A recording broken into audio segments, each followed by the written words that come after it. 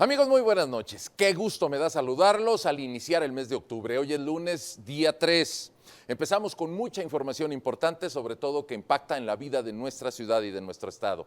Soy Jonás, a través de Canal 10 Quiero TV, les doy la bienvenida a esta emisión de Nosotros Decimos. Y sin más preámbulos, porque el tiempo apremia y porque tengo opiniones importantes que compartirles, vamos a ver el mensaje que nos compartía hoy temprano el gobernador del estado sobre un evento que conmocionó a la ciudad recientemente. Hubo otra confrontación armada en una plaza comercial en Avenida Patria, más conocida como Andares. Así comenzamos, buenas noches. Un grupo de personas armadas intentaron ingresar a la Plaza Landmark buscando un objetivo que presuntamente estaba comiendo en este lugar. Al llegar, agredieron a balazos a un coche escolta que estaba en la zona del ballet parking y estos balazos generaron la reacción inmediata de un grupo del ejército mexicano que estaba patrullando en la zona como parte del modelo de vigilancia que tenemos en la mesa de seguridad en todos los corredores gastronómicos y comerciales del área metropolitana de Guadalajara. Esta rápida reacción. El mensaje breve, escueto del gobernador Enrique Alfaro, déjeme decirle que esto lo dijo temprano este 3 de octubre, ya pasadas las horas dieron anuncios de acuerdos que se han tomado con los comerciantes, quienes tienen estas concesiones de trabajo en esta plaza comercial. El evento sin duda va a impactar en todo el sector comercial de la ciudad porque deberán formarse cuando menos algunos reglamentos para tratar de garantizarle seguridad a todos los ciudadanos que acuden a hacer uso de estas instalaciones privadas. Para hablar del tema, le presento a quienes hoy me acompañan. Expertos en Derecho Penal, el maestro Raúl Gutiérrez, a quien saludo con mucho gusto. Gracias por acompañarnos. ¿Cómo estás, Jonás? Con el gusto de saludarlo. Buenas noches. El doctor Anuar García, bienvenido también, doctor. Gracias. Un placer, muchas gracias. El maestro Vicente Viveros, analista de la política y la realidad de nuestra ciudad, bienvenido. Buenas noches, gracias. Bien, pues les dejo la palabra porque además hoy vamos a tener una nueva modalidad en el que la segunda parte del programa la vamos a destinar a otro evento importante, la inauguración de Ciudad Laboral. Pero con el tema de Andares, ustedes comienzan y si me regalan por favor un análisis, una lectura de lo que se vivió este domingo. Maestro Raúl Gutiérrez, por favor. Pues bueno, de entrada he escuchado muchas versiones de la ausencia de la Policía Municipal de Zapopan, pero recordemos que esto responde al modelo de seguridad que se ha planteado con los martes en estas mesas. Es un poco injusto, sería tan injusto como en aquel 2019 cuando la Policía Municipal de Zapopan se enfrentó a tiros con unos delincuentes, deteniendo a 5, decir que no estaba el ejército ahí. O sea, pues sí les tocó patrullar en aquella ocasión a los de Zapopan, en esta ocasión a la gente de la Secretaría de Defensa Nacional, en cualquier modalidad, en la Guardia Nacional, en el Ejército, pero bueno, ahí estamos.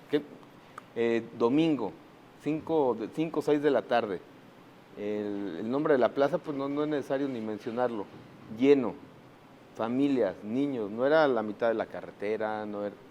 Es un centro comercial muy popular. Muy popular de la clase alta. Sí, ¿no? claro, Popular de una clase... muy popular, muy conocido y no nada más de una clase económica. Digo, yo entiendo que ahí acuden muchas personas al margen de su capacidad de compra. Es una plaza muy concurrida y muy gustada en la ciudad. Creo que eso le pone un añadido muy especial. Anuar y Vicente ya ahorita verán seguramente el tema de la seguridad privada. Hay reglamentos, no hay reglamentos, hay revisiones. Donde estaban se pueden estacionar allá afuera como quieran por el hecho de ser seguridad privada, no. Iban tras un empresario, fue un enfrentamiento entre grupos. Creo que lo mejor es esperar siempre las versiones oficiales para no crear especulaciones. Evidentemente, ante la ausencia de información, pues se crean especulaciones, pero para las autoridades y para nosotros como sociedad civil, ¿qué es mejor? ¿Una información rápida y mal dada o una información prudente, consciente, con más datos, ¿no? Bueno, quiero recordar un poco lo que dice el gobernador Enrique Alfaro para pasar con ustedes. Creo que 3 cosas se destacan en su mensaje inicial. El primero, no consumir todo lo que las redes sociales proporcionan porque no ha pasado por un filtro de rigor. Aunque los videos, pues ahí están muy claros. Lo segundo, van a aplicar operativos para estar en los lugares muy concurridos. Habló de las fiestas de octubre, donde también hay miles de asistentes. Solo en la primera jornada, que fue el viernes pasado, Había más de 35,000 personas a lo largo de una jornada en estas festividades. El tema va para todos los lugares donde se aglutinen las personas. Y el tercero, pues reconocer la rapidez con la que reaccionaron las Fuerzas Armadas. Eso saco del mensaje del gobernador y sigo pidiéndole su lectura, doctora Anuar García. Mira, fue un domingo lamentable para el olvido, el hecho de que grupos de la delincuencia organizada puedan incursionar a una zona que se supone que es de las más vigiladas, no nomás del Estado, sino del país, donde se supone que tenemos a una de las mejores policías del país. Si bien es cierto, los martes tienen reunión de seguridad, creo que no existe ninguna justificación para que un lugar como esta plaza se encuentre con tan poca seguridad. Si bien es cierto, llegó el ejército, pues ya había habido disparos de armas de grueso calibre, ya había habido un grupo ahí con las siglas delictivas intentando, no se sabe si privar de la libertad a una persona o privarlo de la vida. Si bien es cierto, hirieron a 2 de los atacantes, el día de hoy sabemos que ya los retiraron del hospital, que están fuera de peligro por parte de la Sedena. Creo que eso no significa que no debe haber un mejor cuidado para la ciudadanía.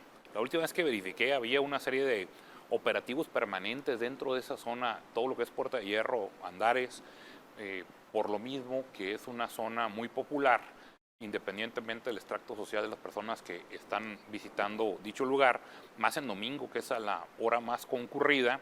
Creo yo que sí tiene que hacerse un ajuste en cuanto al tema de la seguridad, como bien lo mencionó el gobernador, pero es un hecho lamentable que estemos llegando a esos niveles de violencia y creo que lejos de alejar a la ciudadanía del tema de compartir datos en redes sociales, lo que tiene que hacerse es robustecerse la seguridad y tener una coordinación real entre la Federación, Estado y municipio, porque la ciudadanía en este momento se encuentra aterrorizada.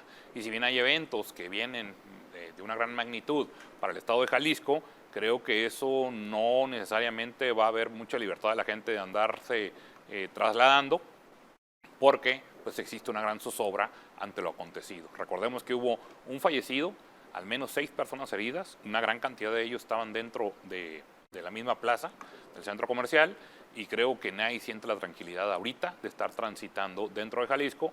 Va a tardar un tiempo en que esto se recupere. Ciertamente el impacto en la percepción es muy duradero. Y antes de que se me olvide, ¿qué pasa con el C5? ¿Por qué no hubo detenciones? Tanto se ha hablado de este tema, pero nadie lo arregla. Zapopan tiene uno de los mejores C5, no hubo detenciones. El gobierno del estado hemos batallado desde Jorge Aristóteles Sandoval, que en paz descanse, con el C5 que él mismo trajo. Sin embargo, al día de hoy se gastaron más de 1,000 millones y no tenemos detenciones. Eso le da cancha abierta al crimen organizado para actuar y hacer lo que quiera, porque saben que la impunidad siempre está reinando en nuestro estado. Bien, y seguiremos con ese tema porque sí pensaba naturalmente preguntar por este escudo urbano que tenemos adaptado y que nos ha costado como comunidad para tener ese auxilio de la tecnología. Vicente Viveros, no solamente fue esta plaza aquí en la ciudad, quiero decir que el fin de semana pues fue un fin de semana trágico, se presentaron sucesos también sorprendentes en San Luis Potosí, por ejemplo. El hecho es que no es nuevo para nadie que las células criminales andan manifestándose por diferentes territorios del país, en algunos más, en otros menos, pero finalmente su presencia, su actividad ilegal, pues trata de extenderse a todas partes. En este sentido, agrego a la solicitud de su análisis inicial las palabras del presidente. El presidente obviamente tiene una rueda de prensa todos los días, pues lo de Zapopan tenía que salir a colación y él manifestó que aprovechaba la oportunidad para reconocer la velocidad y la pertinencia de que esté el ejército apoyando en las labores de seguridad. Creo que también eso se une a las diferentes lecturas que podemos encontrar, ¿no? Y yo destaco 2 cosas. Ahorita que hablábamos del extracto social que convive en la plaza, recordaba a los 12 trabajadores de la construcción en Tonalá asesinados hace algunos meses, y de pronto el impacto no es el mismo que tuvimos el día de ayer. También hay un asunto ahí de clasismo en cuanto a los muertos de un lado y los muertos del otro lado de la ciudad, de la calzada para allá y de la calzada para acá. Hay que decirlo con claridad. Porque sucede. Así sucede. 1, 2. Qué bueno que el ejército estuvo de manera pronta. En algunos de los videos se observa que se enfrentan directamente los criminales con los elementos de las Fuerzas Armadas.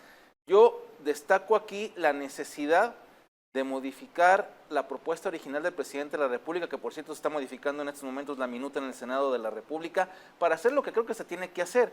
Qué bueno que tengamos una Guardia Nacional, este modelo, Anuar conoce mucho más que nosotros ese tema, pero es claro que la Guardia Nacional y el Ejército no les da para estar en 2.471 municipios del país. Tiene que ir aparejado de recuperar las policías municipales. Sé que es el camino más largo, pero es el único que podemos tener para tener una expectativa de seguridad pertinente en los próximos años, porque no ajusta el Ejército y la Fuerza Nacional para estar en todos los lugares. Y 3, sí tienen que darnos cuenta, sí tenemos que saber qué sucede con ese C5, que desde que el anterior gobernador, en paz descanse, contrató hasta el día de hoy, ha tenido una serie de fallas que no hace que funcione de manera eficiente. Ha sido puesto a prueba en varias ocasiones, ¿no? Y como que no la pasa. Así es. Y no ha funcionado. Algo tiene que suceder en ese sentido. Yo destaco el tema de la imperiosa necesidad que dejemos a un lado el tema de carácter político y nos pongamos a trabajar en el rescate de las policías municipales, en el fortalecimiento de las policías estatales y en un sistema de inteligencia en serio. Porque hoy nuestro sistema de inteligencia se encuentra cuestionado a más no poder después de la filtración que hubo a la Secretaría de la Defensa Nacional. Si esa es nuestra inteligencia para combatir la delincuencia, bueno, menudo problema tenemos como el que vivimos lamentablemente este domingo. Bueno, maestro, quiero destacar que usted decía es injusto descalificar a priori a la policía de Zapopan. ¿Cómo hay que analizar el desempeño de las autoridades? Creo que esa pregunta también podemos hacérnosla, porque el fenómeno de las redes sociales ha democratizado los análisis. Todo mundo tiene espacio para opinar. Y las opiniones más simples, que muchas veces son las más alejadas de la realidad, que es muy compleja, son las que empiezan a ganar peso y eso le dificulta mucho el trabajo a las autoridades. Ante una opinión adversa de manera generalizada, bueno, cuesta trabajo hasta explicar las cosas y creo que es un buen punto de partida, ¿no? ¿Cómo hay que juzgar el trabajo de las autoridades? Sí, y por eso me gustaría abundar en lo que dice Pedro Vicente Viveros, porque en el tema de la reforma, esta reforma a la Ley de Seguridad fue en el 2019. En el transitorio decía, y la promesa era, ayúdenos con esta reforma, porque en el transitorio se menciona que habrá que fortalecer las capacidades de la policía estatal y municipales. ¿Ok? Bueno, está bien, votamos a favor, pero fortalece. No sucedió. No sucedió. Hoy que se está debatiendo en el Senado, esa es otra vez la propuesta. Es reuniones semestrales con la Comisión Bicameral de Seguridad. Un fondo económico para devolver lo quitado que era del Fortaseg, que a su vez había desaparecido el Subsemun y que ahora está disminuido el FASP. Ok, muy bien. Ahora sí lo van a hacer porque es un camino largo. El camino largo del fortalecimiento de las policías no es un atajo, pero va a ser más largo que si lo hubiéramos iniciado en el 2019. Yo no sé si hoy sí se va a cumplir. Ni los militares, todos aquí tenemos amigos militares de cualquier rango. Primero, deberían de preguntarnos a nosotros si queremos ser policías, ¿no? Si yo hubiera querido ser policía, me hubiera metido en una carrera policial, no a una carrera militar. Esa beta tampoco ha sido suficientemente analizada. Segundo, se tienen que regresar a los cuarteles. No están formados la policía militar, los militares no están formados. No estoy demeritando, al contrario, yo creo que todos estamos orgullosos del ejército mexicano. No tiene nada que ver con eso. Ese no es el tema. El DN3, es la institución más popular entre la gente del ejército y de eso se aprovecha el presidente, y cuando hablo de aprovecha, se bien aprovecha, porque ahorita también sería una locura volverlos a meter a los cuarteles. No creo que ningún gobernador solicite, bueno, sí está bien, quítenme la Guardia Nacional, porque no hay un sustituto, y esa era la idea, crear un sustituto con el fortalecimiento. Claro. El propio presidente presumía que Tere Jiménez, la gobernadora recién estrenada en Aguascalientes, entre sus primeros actos fue, ayúdenme con la Guardia Nacional y con el Ejército. La representante del presidente de la República fue Rosa Isela Rodríguez, la secretaria de Seguridad Pública. Bueno, insistiría un poquito en hacer una revisión de cómo deberían hacerse las cosas. Yo coincido con usted y no es que necesite que haya coincidencias. El tema es, no creo que las Fuerzas Armadas estén a discusión. Su desempeño pues está más que justificado en muchos sentidos. Lo que nos preocupa es cómo deberían hacerse las cosas para que un hecho como el del domingo se controle más rápidamente. Me dicen que hay que hacer una pausa, lo dejo sobre la mesa, regreso con ustedes y añado un testimonio. Una persona que estaba ahí en la plaza me comentó que lo que empezaron a hacer fue, aquí está su cuenta, retírese por favor. Dices, ¿en serio? Mientras están las agresiones a balazos, ¿quieres que me retire? Creo que ahí también hay que generar conciencia entre quienes hacen uso de labores internas en estos lugares privados. Vamos a hacer esta pausa rápidamente, regresamos con los doctores Raúl Gutiérrez, Anuar García y con el maestro Vicente Viveros.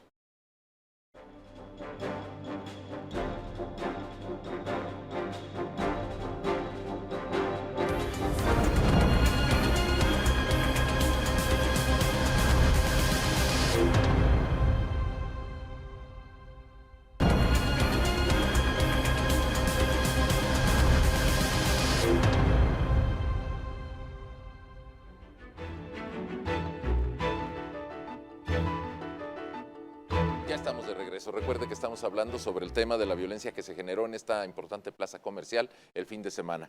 Vuelvo sobre el tema que les ponía sobre la mesa. La actuación también del otro lado. Sí podemos ser muy severos con las autoridades y con las policías y exigir que haya más labores de inteligencia y qué pasa con el C5, pero de repente como que aprendemos sobre la marcha, ¿no? Cada vez que hay un golpe, sumamos una nueva regla de así no debe ser. Pues ahora en este caso no haría falta que también el sector privado en estos lugares de convivencia social tomara medidas. Sí existe una corresponsabilidad de parte de la ciudadanía, del sector privado, pero recordemos que el Estado es el principal responsable en brindar seguridad a la ciudadanía. Si bien es cierto, estuvo mal eso de paguen su cuenta y luego retírense en medio de la balacera, que ya se filtró esa situación, eso no significa que ellos sean corresponsables de lo que está ocurriendo, y el que tiene que brindar la seguridad directamente pues es quien tiene la proximidad social, que son las policías, tanto municipales, estatales, y en este caso le tocó participar a la Sedena. Creo yo que la única manera que puede hacerse para revertir este tema es incrementar el número de policías, que podamos tener ese famoso 1.8 policías por cada 1000 habitantes, con la finalidad de que se cumplan los estándares internacionales. Sin embargo, nadie quiere ser policía. Ese ha sido el grave problema que ha enfrentado pues toda la zona metropolitana, pero es increíble que habiendo ganado hace un par de años la mejor policía del país, la de Zapopan, solamente se logren graduar entre 200 y 300 nuevos cadetes, y pues les faltan al menos en toda zona metropolitana al menos 8,000 policías. Creo yo que tendría que darse una reestructura. El ejército lo respetamos por sus grandes labores para lo que fue creado. Sin embargo, no pueden llevar a cabo una contención en tema de seguridad. Y definitivamente el principal responsable es el gobierno, nos tienen que brindar seguridad. Sí hay ciertas cosas que deben de hacer los particulares, en este caso los comerciantes. Sin embargo, creo que tenemos que seguir levantando la voz para exigir que se opere de una mejor manera en contra de los grupos de la delincuencia organizada, a los cuales hace mucho tiempo no veo que se les dé un golpe. Tenemos una unidad de inteligencia financiera aquí en Jalisco, en convenio con la Federación, y yo no veo que a nadie le estén quitando los recursos o estén desarticulando o yendo por un tema de operaciones con recursos de procedencia ilícita. Creo que mientras no le quites los recursos a la criminalidad, van a seguir operando impunemente. Bueno, que ese es un problema de raíz. Don Vicente. Rápido, tiene razón Anuar en que hemos dejado de lado como Estado el tema de ir por los recursos financieros que produce el crimen organizado. Y hace mucho, en efecto, no tenemos golpes y andamos persiguiendo más a políticos que a delincuentes. Que también se lo merecen. Sin duda, no tengo duda en ello. Pero en el asunto de la corresponsabilidad, que también estoy de acuerdo, pero les voy a poner un caso simple. Las placas del vehículo escolta de ayer. Y si ustedes circulan por la ciudad, verán que de pronto pululan placas de Oaxaca, del Estado de México. Yo digo, todo Oaxaca se vino a vivir a Guadalajara. Pero cuando el gobernador del Estado emite un decreto al Congreso del Estado para que no haya portaplacas, para que podamos tener los lectores y ver si la placa está legalmente registrada o no, todo el mundo brinca, protesta. Es que yo también, Vicente, creo yo que es atentar en contra de las libertades. Entonces... No. Es que una cosa es que no funcione un plan de seguridad y otra cosa es que quieras permear o atacar el tema de un libre tránsito, o que se aprovechen las facilidades de la ley para no hacer el pago recaudatorio que se tiene en Jalisco.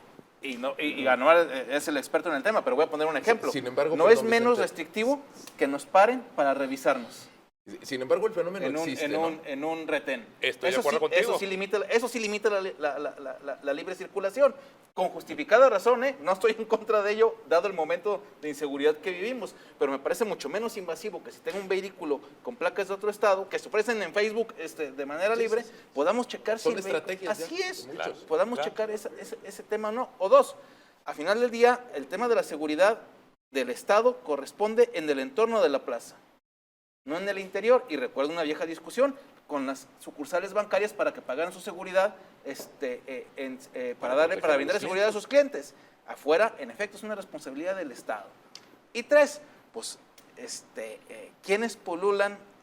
Y no quiero discriminar a nadie, pero ¿dónde acuden los grandes Los varones? Los varones de este tema a comer, pues no van a las tortas ahogadas, a la bicicleta en Garibaldi y la Calzada de Independencia. Bueno, entonces evidentemente hay que tener lugares específicos en donde la seguridad privada y la que brinda el Estado deben de estar mucho más coordinadas. Creo que alcanzamos a coincidir. Maestro Raúl, nada más déjame poner un ejemplo que también creo va un poquito aparejado con lo de las placas. Recuerdo que sentía cierta indignación cuando se generaba una campaña de difusión del gobierno federal y también de las autoridades locales para que evitara salir con joyas o cualquier posesión ostentosa. Y muchos decíamos, bueno, pero si no es robado, es una propiedad que adquirí trabajando, ¿por qué ahora, en lugar de que me quiten a los delincuentes, me piden que yo tome actividades? Creo que es más o menos similar y al final, pues es la realidad, ¿no? O te sales con tu Rolex y afrontas que te van a robar, o tienes un bajo perfil, pues no queda de otra. El sentido común te dice que mientras mayor seguridad, menor libertad. Mayor libertad, menor seguridad. Eso es lógico. Ponían el caso de las placas. Yo recuerdo el caso de los chalecos de los motociclistas. La gente se queja de los motoladrones, pero cuando la parte correspondiente del gobierno les quiso poner chalecos, similar a lo que sucedió en Colombia, ¿eh? En Colombia así sucedió y así bajaron los índices delictivos de los motoladrones. Y traen su chip y están totalmente registrados. La basura, sí, qué bueno que pase la basura, pero que no pase aquí afuera de mi casa. El camión, sí, qué bueno que haya rutas, pero que no pase en la esquina. O sea, también todos tenemos, Anuar bien lo dice, es una corresponsabilidad. Todos tenemos que entrar. En esa misma plaza, hace 15 días, a 2 chicas, y también fue viral, en el estacionamiento de la plaza, privado, les quitaron el reloj a punta de pistola. A los que hayan tenido oportunidad de ir a la plaza, pues sabrán que no es un lugar barato. Ni el estacionamiento es barato, que no tendrán dinero los señores empresarios de la plaza para poner la seguridad, para proteger a sus propios clientes. Eso es ser antiempresario. Olvidémonos de si la seguridad pública, no. Es un negocio particular donde yo debo de cuidar por mis beneficios particulares. Entonces, al menos dentro de la plaza debo de reforzar. ¿Ustedes han visto los elementos de seguridad que están? ¿Te inspiran respeto? No es cierto. ¿Cuál es el perfil para que lleguen a ser elementos de seguridad de una plaza de esa magnitud, con esos precios en dólares? Pues deberías de, lo que más espera, pues un cliente que va y paga su dinero, es tener una seguridad apropiada para el lugar donde va a proporcionar al gasto que va a dejar ahí. Bueno, les haré una pregunta, doctor. Yo nomás tengo una duda. ¿Qué tipo de seguridad tendrías que poner para poder combatir un ataque de la delincuencia organizada con armas de grueso calibre, con rifles de uso exclusivo del ejército? No, pues necesitarías una serie de G.I. Joes para poder... No, de entrada te digo el del robo de los relojes, ¿no? Empecemos por lo básico. Ese sí. Bueno, pero también afecta. Pregúntale a la chica. Si me permite, doctor Anuar García, porque además antes de que el tiempo se agote quiero volver a darle la palabra, pero recuerdo perfecto, porque estuve presente, la ceremonia del grito en Plaza de Armas. Y en un lugar abierto, pues prácticamente el saldo fue blanco. Había arcos de metal para que nadie pudiera pasar, al menos eso es lo que se proponía, con algún arma. Creo que también tendría que llegar a eso, ¿no? Me parece. Pudiera ser una buena medida. Sí, en los aeropuertos, ¿cómo es? Así es, pudiera ser una buena medida. Porque finalmente coincido con el doctor Raúl Gutiérrez, mayor seguridad, menos libertad. Pero pues la seguridad se está convirtiendo en un artículo de lujo actualmente. Les pregunto, aquí con lo que ustedes quieran añadir, las observaciones que les parezcan más apropiadas. Estamos seguros de que esto no va a volver a ocurrir, porque la ciudad también se ha llenado de plazas comerciales y así como es esta, así están casi todas. Domingo por la tarde, repleto de visitantes. ¿Alguna? No, yo creo que no. No podría asegurar ni remotamente que no sucederá un evento de estos próximamente. Ojalá y no sea así. Pero solamente lo quiero reflejar, no solamente en la área metropolitana de Guadalajara. El crimen organizado nos mostró hace 2 meses que de manera coordinada empezó en Zapopan, luego fue a Chihuahua, luego fue a Guanajuato y nos pasó por 5 estados en 3 días haciendo una demostración de eso, de coordinación y de fuerza frente al poder del Estado. Entonces, nos pasa aquí, nos pasa en Colima, nos pasa en Cancún y nos pasa en Ciudad Juárez. Entonces, si no entendemos que el problema pasa desde Mexicali hasta Chetumal y que somos 3 órdenes de gobierno y que tenemos que coordinarnos independientemente de que venga la elección del 24, no vamos a caminar. Y 3 poderes. Y 3 aparte, poderes. cada Además, quien y 3 poderes, así es. El legislativo, el ejecutivo y el judicial. Ya nos despedimos, doctora Manuel García, ¿algún último apunte? No, creo que hay que incrementar el tema de la seguridad y hay que trabajar de una manera, ahora sí, conjunta, federación, estado, municipio. Ahora sí. Coordinación, ¿no? Por fin. Yo estaré molestándolos para que revisemos qué es lo que sale del Senado, porque ahí creo que es el último eslabón de una cadena muy larga que puede darnos un buen resultado o dejarnos en las mismas para empeorar. Muchas gracias, Vicente Viveros. Servidor. Doctora Anuar García. Placer. Doctor Raúl Gracias. Ortega. Buenas. Bien, vamos a hacer una pausa y vienen otros invitados para hablar de otro tema fundamental, ciudad laboral y la justicia que puede llegar por la vía de la conciliación.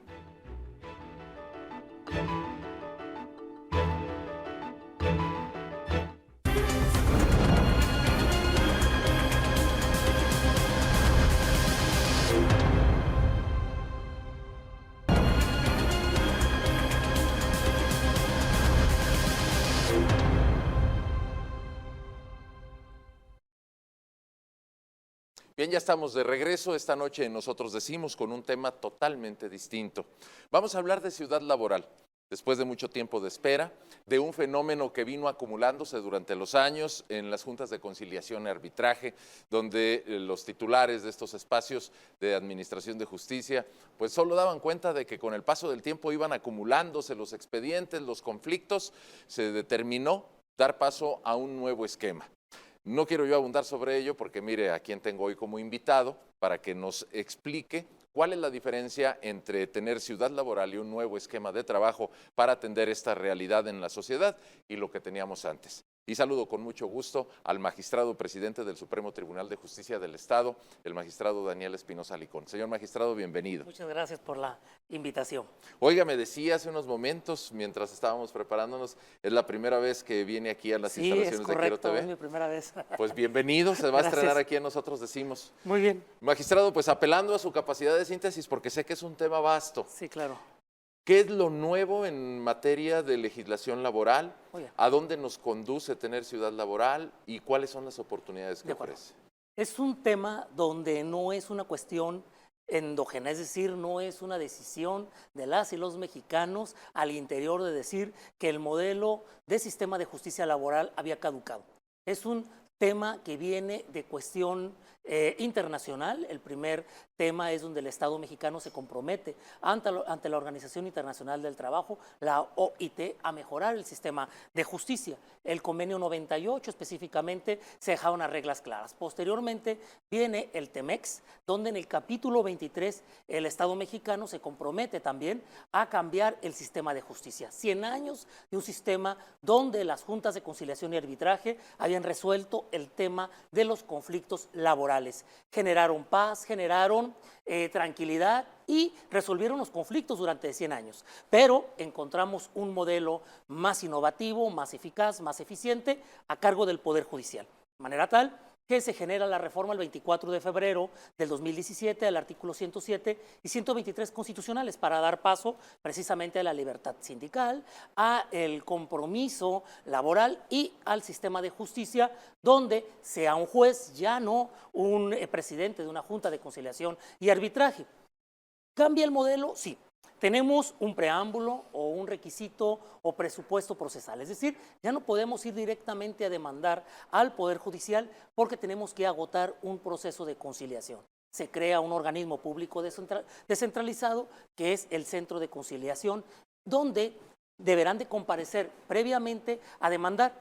Tendrán que, cuando menos, tener 2 citas y una vez agotado este procedimiento, ahora sí, podernos ir a el Poder Judicial. Habrá casos excepcionales en el que no tendremos que agotar la instancia de la conciliación, como es el acoso laboral y como es casos de discriminación, donde directamente nos podemos ir a demandar. Ya, ahí, magistrado, por cierto, quiero recordar, porque lo está mencionando, acaba de estrenarse una reforma, o al menos se aprobó en la Cámara de Diputados la reforma para evitar la discriminación. Digo, lo menciono como parte, pues, de los procesos de mejoría en el tema laboral. ¿Cuáles son los beneficios que nos va a traer más allá de que las circunstancias nos hayan ido orillando? Porque hablaba usted de los acuerdos internacionales en materia comercial y de la obligatoriedad que se está generando para todos los espacios de justicia laboral. Y añadiría en la pregunta, si me permite, ¿esto se tiene que aplicar en todo el país? Claro. A partir del día de hoy, 3 de octubre, fue la fecha límite donde 11 estados nos faltaba ingresar al modelo y pues el día de hoy, entonces, en todo lo largo y ancho del país comienza el nuevo sistema de justicia laboral.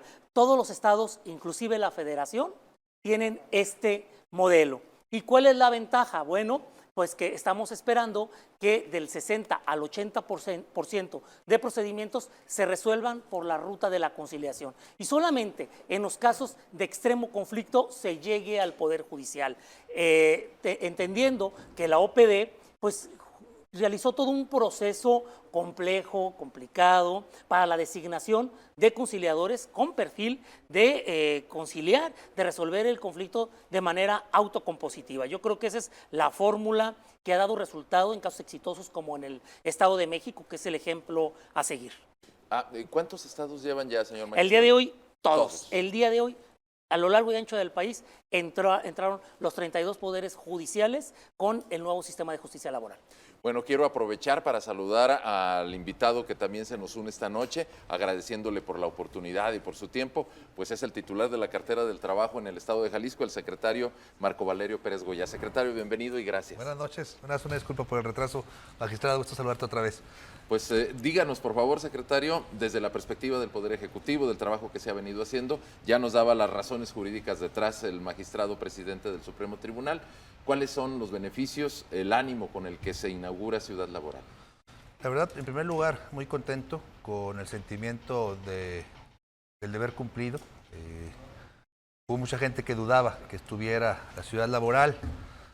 Lo decía hoy en la mañana, un procedimiento que inició el 12 de julio del año 2019, donde se instaló la Mesa Interinstitucional para la Implementación de la Reforma Laboral. Hoy es una realidad. Es un procedimiento que va a ser mucho más dinámico entre las partes. Es un procedimiento directo, no hay intermediarios.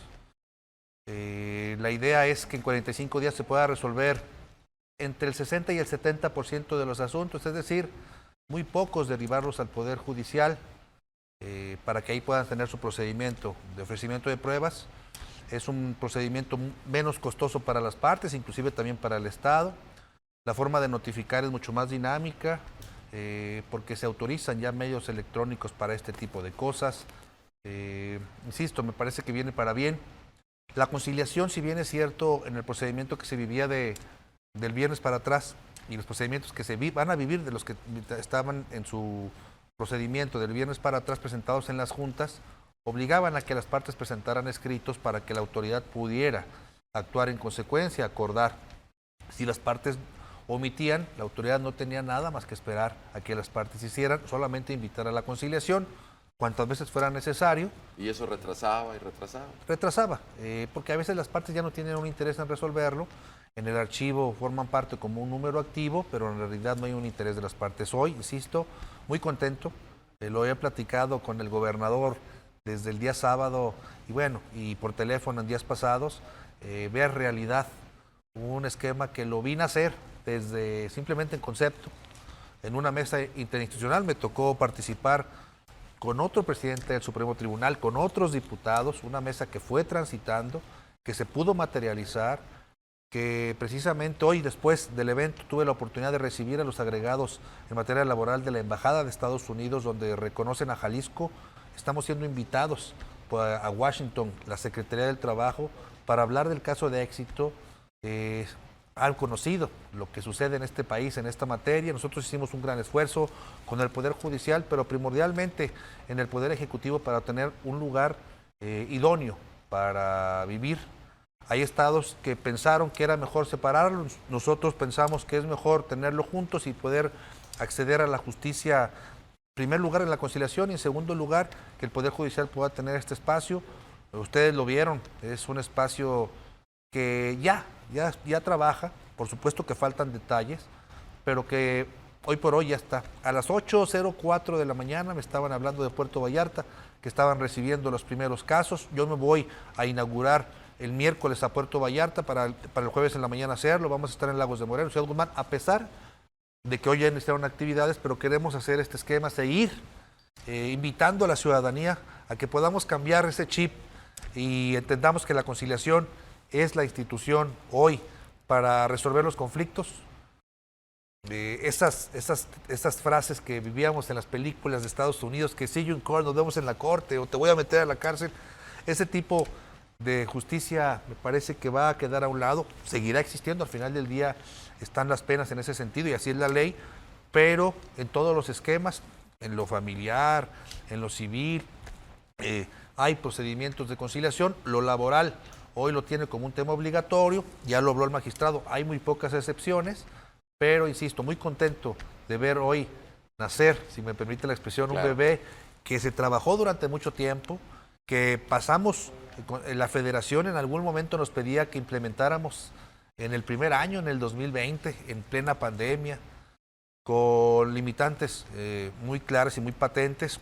En esa mesa decidimos que Jalisco tenía que entrar en la tercera etapa. En su momento hubo quien lo retractó y lo recriminó. Hoy les puedo decir que estamos muy orgullosos de las decisiones que tomamos, porque es el momento idóneo para que Jalisco entre. Jalisco es muy importante en materia laboral en este país.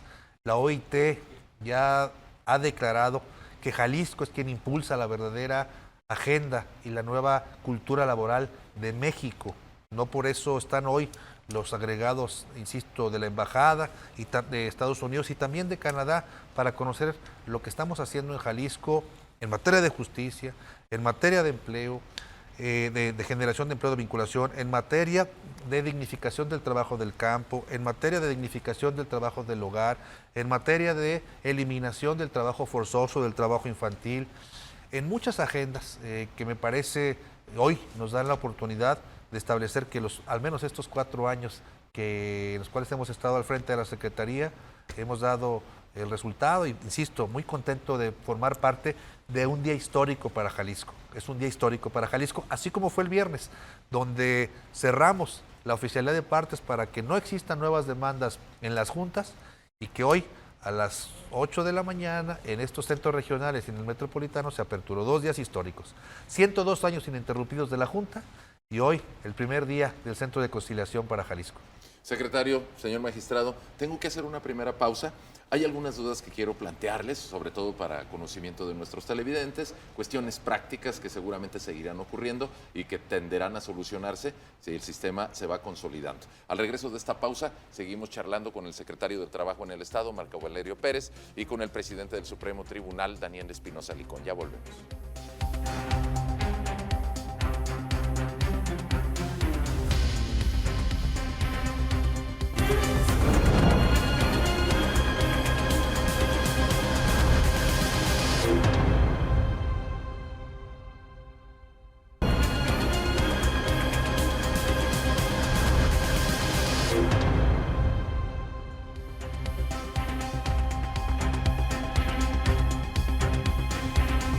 Bien, estamos de regreso esta noche en el que pues tenemos que cambiar esquemas para darles a ustedes la información importante. Después de hablar del tema de seguridad en la primera parte del programa, hoy hablamos también en este mismo programa, en esta emisión, del tema de ciudad laboral y todo lo que implica. Ya nos dieron la explicación jurídica el magistrado Espinosa Licón, la información de trabajo, todo el proyecto que se fue pues trabajando en conjunto con las diferentes autoridades. Eso nos lo explicó el secretario del Trabajo, Marco Valerio Pérez. Y ahora yo quiero plantearles algo que seguramente está en la mente de muchos, sobre todo si han tenido relación profesional con el tema de la justicia laboral. Creo que habrá resistencias de manera natural, incluso hasta de manera involuntaria, porque habrá quienes no entiendan. Y voy por una pregunta que creo es sencilla, pero que seguramente ustedes ya están contemplando. ¿Hay suficientes personas especializadas en derecho que ya pueden trabajar en Ciudad Laboral? ¿O se va a convertir en un espacio en el que rápido tendrán que hacer al vapor algunos cursos de actualización? Bueno, si me permiten, Sí, secretario. Ha sido un proceso mixto.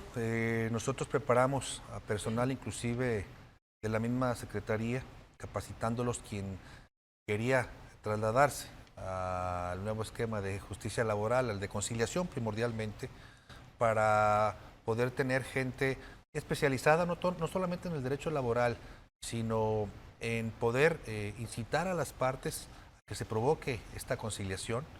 Hay un número importante, es decir, lo que representa el personal, el capital humano que va a acompañar a los conciliadores está listo, no es un tema al vapor. Es gente que ha tenido la experiencia del anterior sistema, pero que también se fue capacitando en este sistema con cursos desde la Suprema Corte o diplomados de la Suprema Corte, con certificados y diplomados del Instituto de Justicia Alternativa, la misma UNAM, cursos que de alguna otra manera dan la oportunidad de establecer, y con la experiencia que tenían ya en esa ruta, bueno, es avanzar, no se empieza de cero. Nosotros lo que hicimos en algunos casos es trasladar personal de la Secretaría del Trabajo al centro, a la OPD, y hacer el escalafón en la misma secretaría de los que ya tenían tal vez un nombramiento de menor rango, pero con el conocimiento, subirlos por hacer también la justicia de escalafón al interior de la misma secretaría. Entonces sí lo hay. Insisto, el mismo sistema va a ayudar a ser dinámico porque la tecnología entra a la justicia laboral, lo que no sucedía del viernes para atrás, porque la misma ley no lo permitía, como notificaciones, etcétera, etcétera. Entonces sí lo hay. Hay software, hay sistemas, se capacitaron, entonces creo que arrancamos al 100%. Y bueno, en la idea de poder estar ya presentando las primeras conciliaciones a la brevedad. Bueno, magistrado, ¿usted tiene algo que agregar? Sí, claro.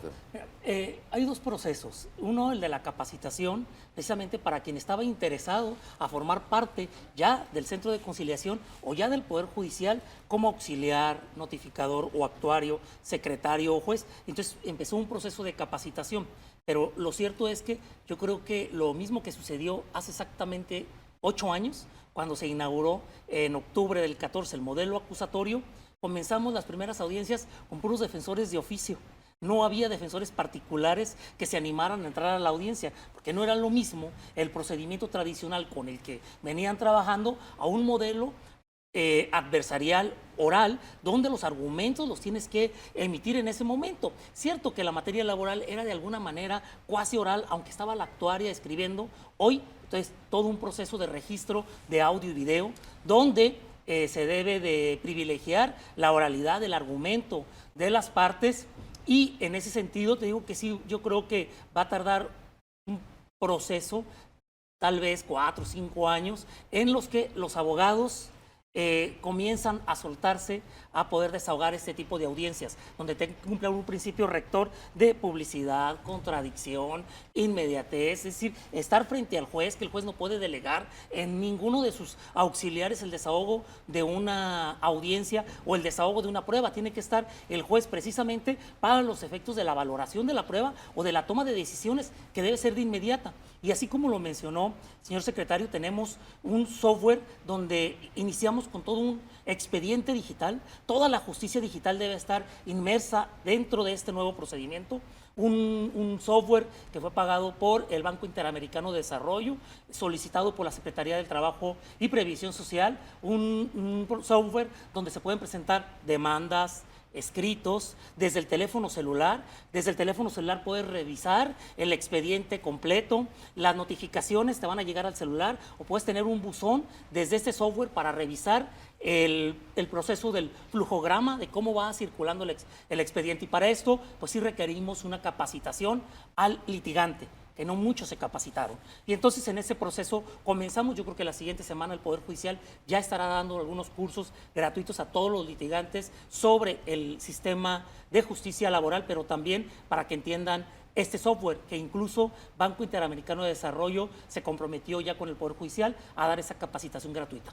Ahora déjenme preguntarles por algunas situaciones un tanto viciadas que se fueron construyendo con el paso de los años. Abogados que compraban casos, que como usted lo narraba, pues tenían como estrategia prolongar y prolongar el caso, y no siempre en beneficio del trabajador, sino más bien pensando en otros intereses.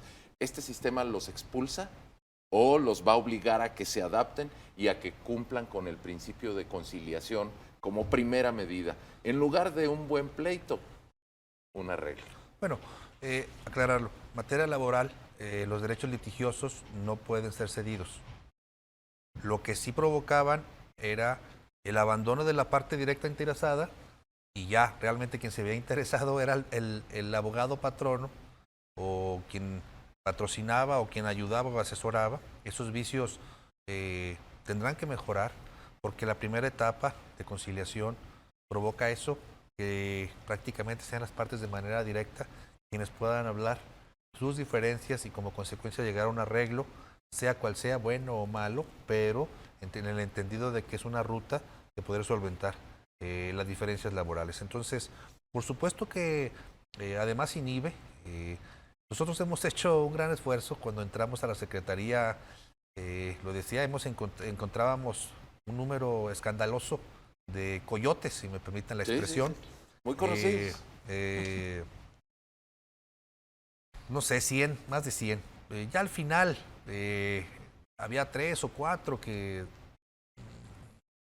era difícil quitarlos porque realmente era su modus vivendi, a pesar de que los denunciábamos, etcétera, etcétera, volvían otra vez al paso de las semanas, pero logramos eliminar prácticamente un 90% o 95% de la gente que tenía. Otros personajes con el mote de talibanes que provocaban demandas, que aprovechaban la falta de operatividad laboral al interior de las empresas, porque no tenían el contrato, porque no tenían los medios de prueba, y ahí generaban una demanda cuantiosa y el empresario se veía sorprendido por no tener su empresa en orden en materia laboral. Creo que hoy la agenda laboral, lo dije en la mañana, es una agenda prioritaria en el mundo, Es un reto para todo el mundo. La pandemia ha provocado esto. Y en Jalisco, a diferencia de otros estados y otros países, hemos ido zanjando estas circunstancias para capacitar al empresario, para hacerle entender que el tener correctamente todo el tema laboral le va a ir bien, es un ganar-ganar. ¿Por qué? Porque hoy en el mundo la fórmula de conciliación y de acuerdo profundo entre el trabajador y el empleador provoca que no existan diferencias, y si las hay se platiquen de manera correcta, que haya una perspectiva y una visión de los trabajadores para saber que en una empresa que se les capacita, que se les atiende correctamente, no habrá una violación de sus derechos laborales. Y además, este problema en el mundo que hay es cubrir estas vacantes, ya no será de esta manera. ¿Por qué? Porque tener una vacante provoca para la empresa destinar dinero para capacitar, y eso retrocede o provoca que sea más lento la producción. Entonces, insisto, va a ir avanzando esta reforma. Cuando yo se la platiqué al gobernador hace poco más de 3 años, le platicaba cuáles iban a ser los beneficios. Hoy los vemos, hoy, insisto, entra en vigor esta dinámica. Y bueno, y por supuesto que todo lo demás que tenga que ver con el Poder Judicial, comparto la visión del magistrado presidente del Supremo Tribunal. Hay que capacitar a la ciudadanía en general. Nosotros ya empezamos a ir a las universidades, a los colegios de contadores, colegios de abogados, pero hace falta también que la gente sepa que hay un nuevo método para que se imparta la justicia. No es fácil, no es sencillo, pero sé que con trabajo en equipo vamos a lograrlo a la brevedad, y Jalisco tendrá el reconocimiento de verdad en los resultados en materia laboral y económica que se vienen dando también. Magistrado, preguntarle antes de que el tiempo se nos agote, porque ya estamos llegando casi al final del programa, sobre los nombramientos de jueces en materia laboral. Se han generado ahí algunas dudas. Usted ya manifestaba más temprano el día de hoy que no hay irregularidades en ese proceso, claro, y que se estará cumpliendo. A ver, la ley orgánica del Poder Judicial contempla la metodología para la designación de jueces siguiendo lineamientos de parámetro constitucional, estatal y federal. Cumpliendo todos sus requisitos y todos sus parámetros, es que se designa una comisión especializada para la designación de juezas y jueces que preside la consejera Tatiana Anaya y que en ese sentido se conforma por todo un equipo de un magistrado, un juez, el director de la escuela judicial y ellos entonces, este comité es el que hace los exámenes, los consejeros no participamos en ese proceso, los magistrados tampoco participamos en ese proceso, es el comité y es el jurado los que siguen las reglas. Hay un primer examen que precisamente fue proyectado por Ceneval, cumpliendo reglas específicas, estándares internacionales para la examinación de juzgadores, fue videograbado este examen y sirve de filtro, porque de aquí, de 200 candidatos, pues solamente quedaron 200. Aquí fueron eliminados más o menos la mitad, porque no cumplieron la calificación mínima requerida, pero fueron examinados por Ceneval. Posteriormente viene un examen práctico de hacer una sentencia, un caso real, donde con apoyo de los poderes judiciales de otros estados nos llevan un juicio y ese es el que se plantea. También se tuvo mucho cuidado de que no se fugara la información por ningún lado. Yo digo el día de hoy que este proceso de examinación y de selección de jueces cumple todos los estándares y a mi juicio fueron los mejores operadores los que fueron calificados y que ahora fueron designados como juzgadores y juzgadoras. Pues magistrado Daniel Espinosa Licón, le agradecemos mucho su tiempo y su presencia aquí. Espero que sea Gracias la primera de muchas. Señor secretario, bienvenido. Muchas gracias, buenas noches. Felicidades a ambos por lo que Buenas están noches. haciendo. Y amigos, nos retiramos así esta noche. Les deseamos lo mejor. Los espero en la siguiente emisión de Nosotros Decimos. Gracias.